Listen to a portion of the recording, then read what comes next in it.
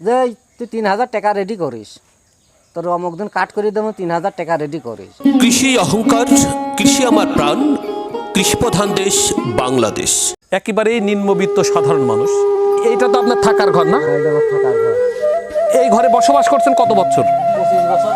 দেওয়ালের ঘর আপনিই করছিলেন? আমি করছি। কয় ভাই আপনারা? আমার 2 ভাই। 25 বছর ধরেই দেওয়াল ছিল, 25 বছর ধরে। মানে ভাবির সঙ্গে বিয়ে হয়েছে তারপরে আলাদা হয়েছেন? আলাদা।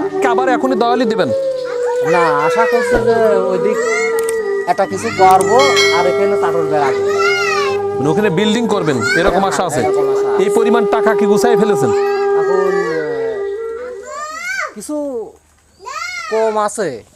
মানে কিছু কম আছে, মানে কত লাখ টাকা গুছাইছেন এ যাবত? আপনি কি জানেন একটা বিল্ডিং করতে কত লাখ টাকা লাগে জানেন?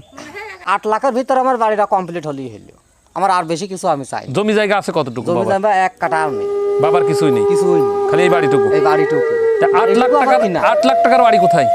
8 লাখ টাকা এখন শর্ম করে আছে খাইতে খুঁটিয়ে, স্বামী স্ত্রী খাইতে খুঁটিয়ে বানাতে হয়তো একটা লোন করলাম। কোনো ব্যাংকের থেকে ঋণ নিছেন? না, ব্যাংকের দেরি না। ভাতা চাই, যার 5 বিঘা জমি আছে সে পায়, কিন্তু আমি পাইনি। আমার যে কিছু নেই, আমি পাইনি। আপনার উপার্জনের মূল কি? প্রতিদিন যদি আমি খুব খাইতে ইনকাম করি তাহলে 500 টাকা ইনকাম করতে পারি। ভ্যান চালা, আর কোনো কাজ করেন না আর কোনো কাজ করি না। আর কাজ করি ওই যে মাঠে যতটুক বর্গা মর্গা আছে ওই সেইটুকু। নিজের জমি তো নেই? নিজের জমি নেই, ভাগে করেন? শতকও নেই। মোট বয়স কত বছর?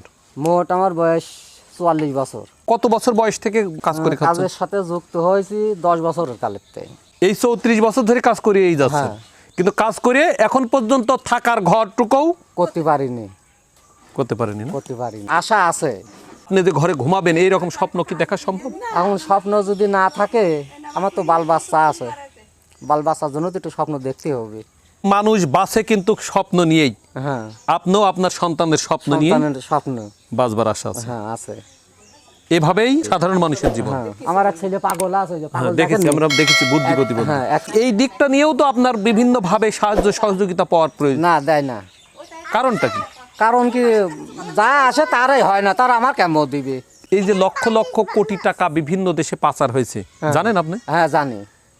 আপনার ভাগেও যে একটা বিরাট অংশ আছে তা কি জানেন? হ্যাঁ তাও জানি। তাহলে এই ঋণটা যদি আপনাকে দিতে হয় তাহলে আপনি কি করবেন এখন? না, আমি তো দিতে পারবোই না। আমি খাইনি নিইনি, কিন্তু যারা 1 ভোটের মালিক, আমি 1 ভোটের মালিক, সরকার যারা চাকরি দেয় তারা আত্মসাৎ করে যে আমার টাকাটা তারাই দিয়ে দিই।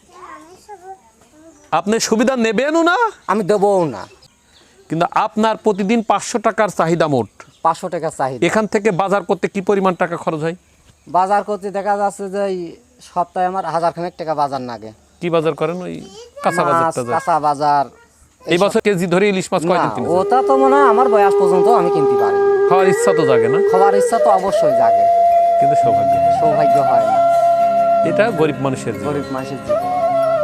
বাংলাদেশ গরিব থাকতো না যে আমি কারণ নেবও না, দেবও না, আমার ইচ্ছা মতন আমি গড়ে উঠতে চাই। কিন্তু না, বাংলাদেশ হচ্ছে আমি আপনার কাছ থেকে নেবো, আপনার দেবো না। আপনার 500 টাকা ইনকাম সারা দিনে, তাহলে এত টাকা যে উপার্জন হয় সেই টাকাটা কাদের হাতে যায়? সেই টাকাটা যে সরকারি লোকের হাতে যায়।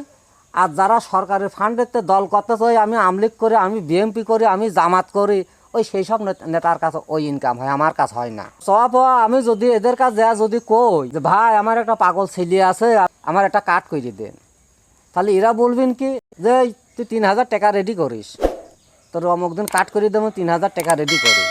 তোমার 3000 টাকা দেওয়ার সমর্থন হলো, কাটও আমার দরকার নেই, যেভাবে আছে সেইভাবেই থাকি। কিন্তু এ পর্যন্ত আমার কেউ 100 চাইল দিয়ে কেউ সাহায্য করিনি। সরকারিতা এইভাবে যাবজ্জীবন করে চলে যাচ্ছে। আর বাঁচবো কয়েকদিন, মানে বাঁচার আশাও বেশি দিন নেই, বাঁচার আশাও আর বেশি। অন্যায়ের সাথেও যুক্ত হওয়ার ইচ্ছা অন্যের নেই। সাথেও যুক্ত হব না আমি।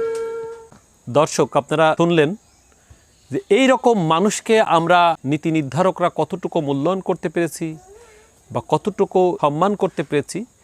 এই যে বাংলাদেশ লাল সবুজের পতাকার প্রকৃত যোদ্ধা কিন্তু এরাই।